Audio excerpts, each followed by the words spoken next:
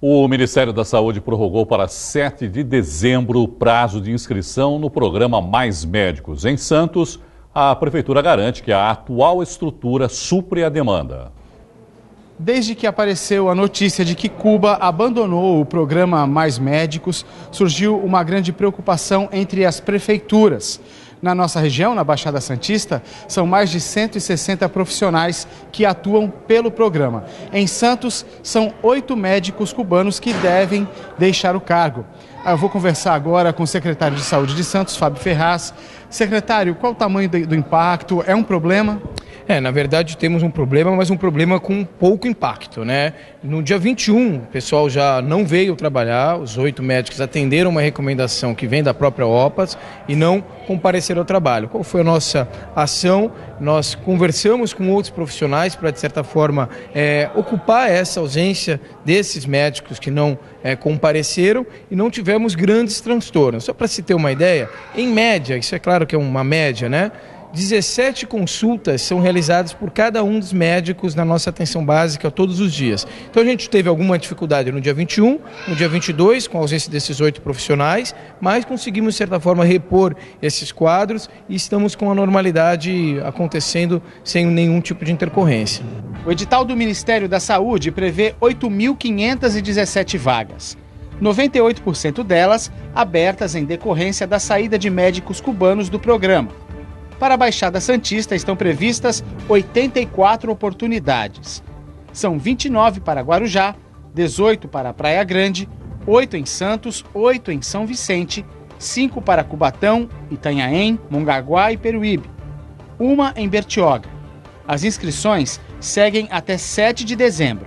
O salário líquido é de R$ 11.244,56. Os interessados devem acessar maismedicos.gov.br.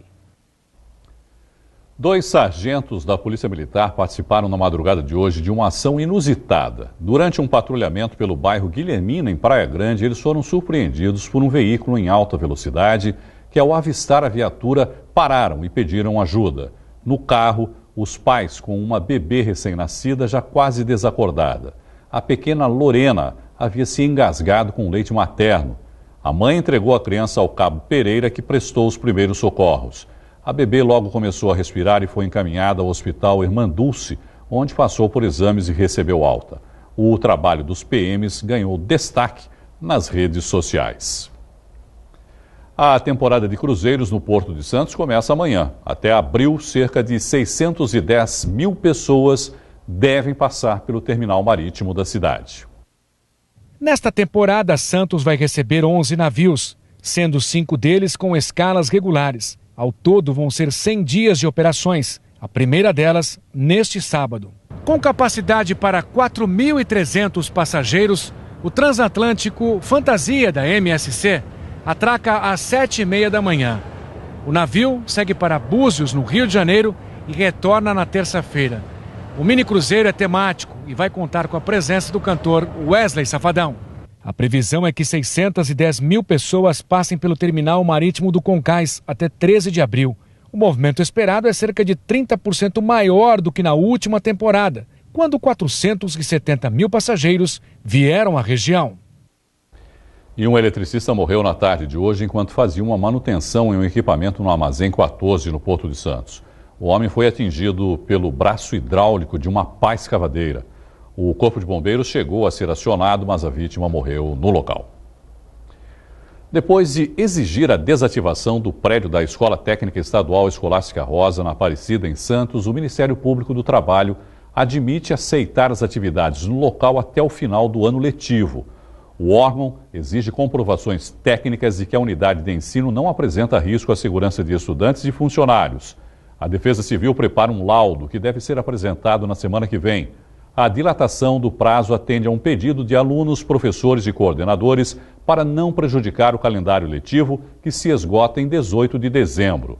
A Santa Casa, proprietária do imóvel, rescindiu esta semana o contrato de locação com o Centro Paula Souza. Obra de novo muro de cemitério em Santos, que desabou, vai durar 8 meses e custar R$ 592 mil.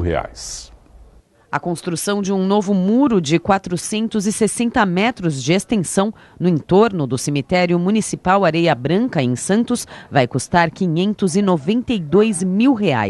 A empresa responsável pela obra, que inclui o trecho desabado que abriu 27 gavetas de túmulos e atingiu um táxi, foi homologada ontem. A prefeitura informou que o serviço vai começar em dezembro e deverá ser concluído em até 8 meses. O local foi isolado e os corpos ali sepultados foram transferidos para novas gavetas. Ninguém se feriu. Black Friday mobiliza milhares de consumidores na região. Quem tem os detalhes de como foi o dia em Santos é o repórter Carlos Lopes. Dia que só termina à meia-noite, Irineu. Ainda dá tempo de aproveitar as promoções em vários estabelecimentos comerciais da região. Eu converso agora com o coordenador do Procon Santos, Rafael Quaresma. Rafael, para quem ainda pretende aproveitar essas promoções, qual a dica? Olha, a dica principal é acompanhar o preço praticado pelos fornecedores. O Procon de Santos presta um auxílio nesse sentido aos consumidores. Nós mapeamos e planilhamos mais de 500 itens ao longo de setembro e outubro, e estes preços estão à disposição no site do Procon, no portal da Prefeitura de Santos, e serve de termômetro ali, de referencial para o consumidor saber se hoje na Black Friday há de fato um desconto real sobre o preço praticado antes por estes estabelecimentos. Como é que está sendo o trabalho de vocês, que já começou ontem à noite? O trabalho está sendo intenso, toda a equipe de fiscalização está mobilizada. Ontem, um grande hipermercado da cidade, em pouco menos de 2 horas de presença física no local, prestamos mais de 50 atendimentos aos consumidores, esclarecendo uma série de dúvidas e resolvendo problemas reais e concretos destes consumidores, e estamos a postos para recepcionar agora as reclamações que porventura venham por parte desses consumidores. Como reclamar? Pode reclamar através do site, aplicativo do Procon de Santos, o Disque Consumidor, presencialmente no balcão de atendimento do Procon junto ao Poupa Tempo aqui em Santos, e também nos postos avançados das universidades, posto Procon Unisanta, que está à disposição de todos os consumidores. É um 0800, né? O Disque Consumidor é um 0800 779 0151, ligação gratuita de segunda a sexta-feira, das 8 às 17 horas. Obrigado, Rafael. Obrigado. E boas compras para você. Carlos Lopes para Santa Cecília TV. Em entrevista coletiva agora há pouco, o técnico Cuca disse que vai dar pausa na carreira e que não vai ser mais técnico do Santos no próximo ano. O motivo são problemas no coração. Eu não tive um problema de coração, foram 2. E um na artéria principal e um na artéria secundária. E isso, com o meu cardiologista, Dr. Constantini, ficou constatado a necessidade de um exame, um cateterismo com imagens mais avançadas para saber a necessidade e de que forma combater esse problema que eu tive, esses 2 problemas que eu tive, que são coisas naturais, infelizmente, né, para gente que vive nesse estresse que a gente vive, hereditariedade como eu tenho, né, de parte de minha família, principalmente do meu pai, e a gente está sujeito a isso, né? Então eu infelizmente dou uma parada, faço aí um pit stop, né, para dar uma revisada no motor, e daqui a pouquinho voltar aí para a corrida, porque é a minha vida, mas hoje a prioridade minha é eu poder melhorar, eu poder estar 100% para poder exercer minha função novamente. No Santa Portal você encontra todos os detalhes da coletiva do técnico Cuca. Dentro de campo, o Santos recebe o Atlético Mineiro amanhã às 8 da noite na Vila Belmiro pela penúltima rodada do Brasileirão. O Peixe é o 10º colocado com 47 pontos. O adversário é o 6º com 56 pontos. O acionamento da iluminação de Natal da Orla de Santos vai marcar o clima natalino na cidade. O evento acontece amanhã a partir das 8 da noite na Praça das Bandeiras, no Gonzaga, e vai ter como principal atração a chegada de Papai Noel, que vai receber os pedidos da criançada e vai posar para fotos. Antes do Bom Velhinho, vão ser realizadas apresentações musicais e shows de dança e acrobacias com personagens do universo infantil.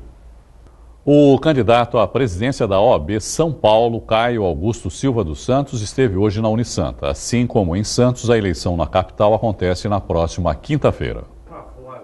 A comitiva do advogado Caio Augusto foi recebida pelo presidente do Sistema Santa Cecília de Comunicação, Marcelo Teixeira.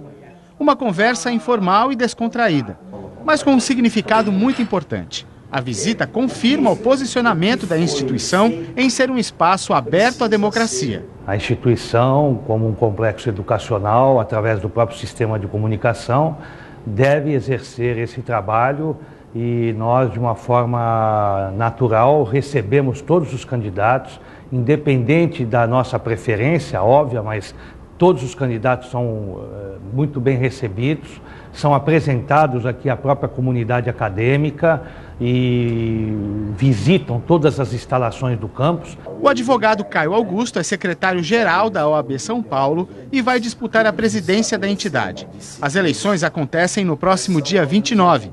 O candidato falou sobre o papel da OAB na sociedade e também sobre a iniciativa da Santa Cecília TV em realizar o debate com os candidatos à presidência da OAB Subseção Santos. Queremos parabenizar e cumprimentar a Santa Cecília TV por esta iniciativa pioneira e importante no ambiente desta, que é uma das maiores subseções do estado de São Paulo, que é a subseção de Santos, porque é importante que todos saibam, os advogados e a comunidade, quais são as propostas daqueles que pretendem liderar a advocacia no próximo triênio.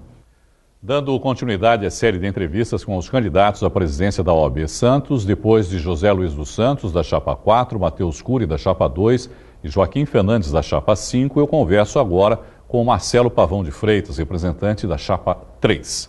Marcelo, boa noite, obrigado por participar aqui com a gente. Primeiramente, gostaria que você se apresentasse para os nossos telespectadores, falando um pouquinho mais, não só da sua vida profissional, mas pessoal também, por favor. Boa noite, Irineu. Primeiro, eu gostaria de agradecer todo Sistema Santa Cecília de Comunicação por esse espaço democrático, por essa chance da gente mostrar um pouco mais da chapa, um pouco mais do que a gente pretende fazer na OAB. Muito obrigado. Meu nome é Marcelo Pavão de Freitas, eu tenho 50 anos, sou formado em Direito na turma de 1990 da Unisantos e em Jornalismo da turma de 95 da Unisantos. Fui diretor social da Associação dos Advogados da Associação dos Advogados de Santos. Depois eu fui diretor de comunicação da Associação dos Advogados Trabalhistas. Nessa minha gestão eu fui um dos idealizadores da TV Com, a primeira TV comunitária da região, e inclusive o primeiro estatuto da TV Com foi redigido por nós. Depois disso eu fiquei um tempo em São Paulo numa empresa de helicóptero, onde eu fui diretor jurídico. Depois eu fui diretor de RH e, voltando a Santos, eu voltei a trabalhar junto à Ordem e participei de diversas comissões. Depois eu fui vice-presidente da Associação dos Advogados Trabalhistas, da ATS. Depois eu passei a presidente da ATS e, por 2 ocasiões, eu fui presidente do Conselho de Comunicação da OAB Santos. E nessa gestão atual, uma de nossas conquistas foi que a revista da Ordem, que custava em média ao advogado santista em torno de R$30 mil, ela foi editada a custo zero. Então, por conta disso, a gente está aqui. Também eu fui servidor público do TRT concursado por 6 anos, fiquei de 88 a 94, quanto eu pedi exoneração para advogar. São quantos anos de atuação na área do direito? Desde 1994, ininterruptamente advogado. Um pequeno e breve período que eu interrompi a carreira de advogado, que eu fui atuar como editor de texto na TV Tribuna, uma co-irmã aqui em Santos, e depois eu retornei à advocacia. Desde 94 sou advogado. Porque você também se formou em jornalismo, como você falou. Sou jornalista também, com muito orgulho. E como é que surgiu o interesse pela advocacia, Marcelo? A história do meu curso de advocacia é extremamente interessante. A minha mãe foi secretária no final dos anos 50, início dos anos 60, do advogado José Gomes da Silva, que foi provedor da Santa Casa e presidiu a OAB no início dos anos 70. Então, desde muito pequeno, eu escutava a minha mãe falar da ética, da responsabilidade, da idoneidade, do caráter do Dr. Gomes. E eu tinha uma dúvida quando eu me formei, inclusive aqui no Colégio Santa Cecília, no antigo 2º grau, quando eu queria fazer jornalismo ou direito. E minha mãe falou, olha, o Dr. Gomes ainda está trabalhando, eu posso pedir para você fazer estágio.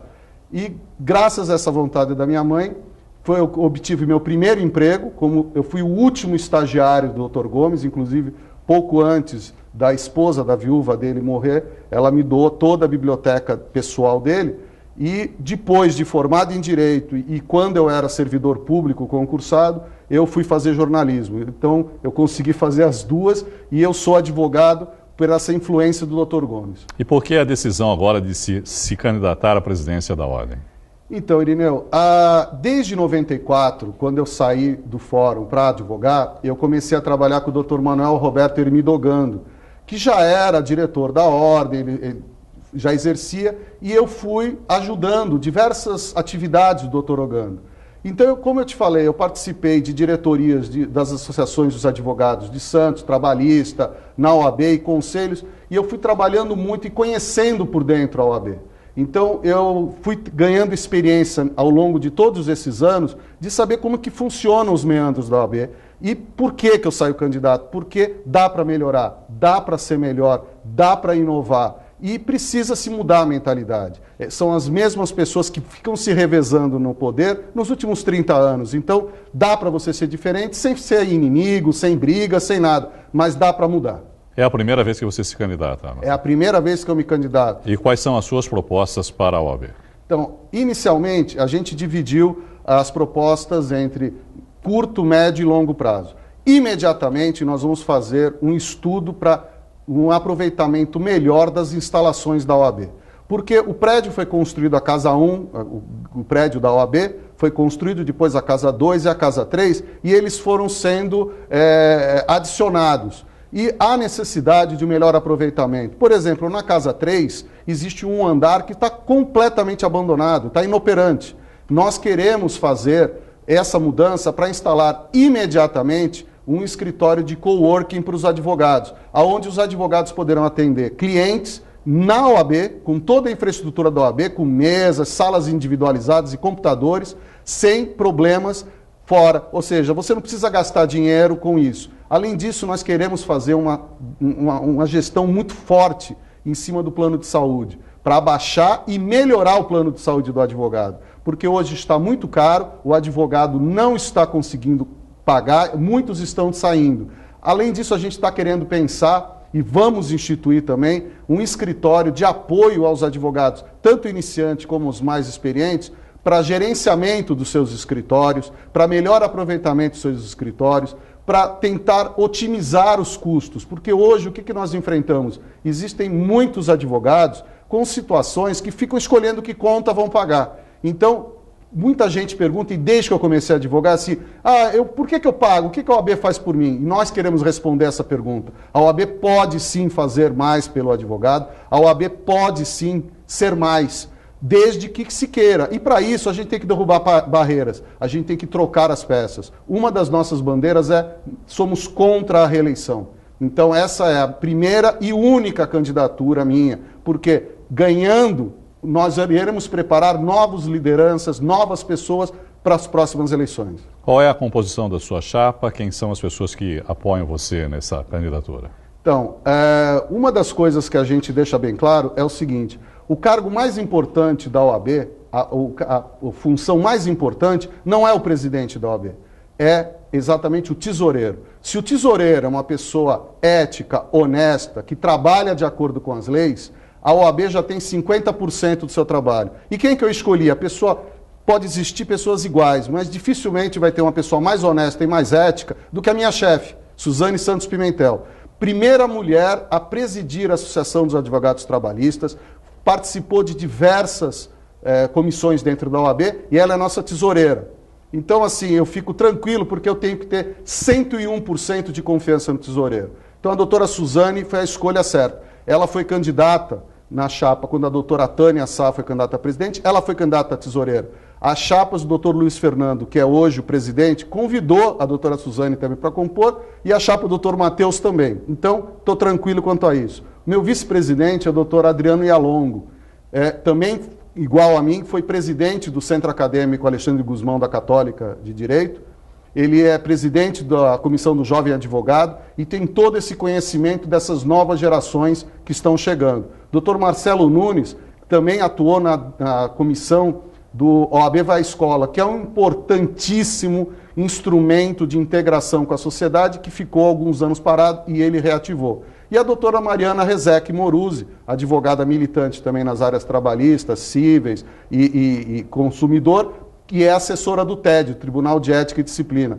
Nós compusemos uma chapa de advogados militantes que estão imbuídos exatamente de fazer a diferença, porque são pessoas com experiência, pessoas que conhecem a OAB por dentro. E é exatamente essa vitalidade, essa vontade de mudar que a gente está trazendo para essas eleições. Eu preciso encerrar, você tem 30 segundos para me dizer, na sua visão, qual é o papel da OAB. O papel da OAB ele tem que ser, primeiramente, ele tem que defender os interesses dos advogados, prerrogativas, o direito do advogado trabalhar com liberdade. Esse é o papel inicial da OAB. Além disso, a OAB tem que sair dos muros, a OAB tem que sair dos seus portões, ela tem que ajudar a sociedade a engrandecer. Por isso que uma das nossas metas é a formação de novos líderes. A gente crê numa OAB diferente e é possível e a gente vai fazer. Marcelo, muito obrigado, viu, pela entrevista e uma boa noite para você. Eu que agradeço, muito obrigado. Lembrando que o pleito acontece na próxima quinta-feira, dia 29 de novembro. Mas antes, na segunda-feira, no dia 26, a Santa Cecília TV realiza o debate com todos os candidatos à presidência da OAB Subseção Santos, ao vivo, a partir das 10 da noite. A edição de hoje termina aqui. Tenham todos uma ótima noite de sexta-feira, um bom final de semana e até segunda. Tchau.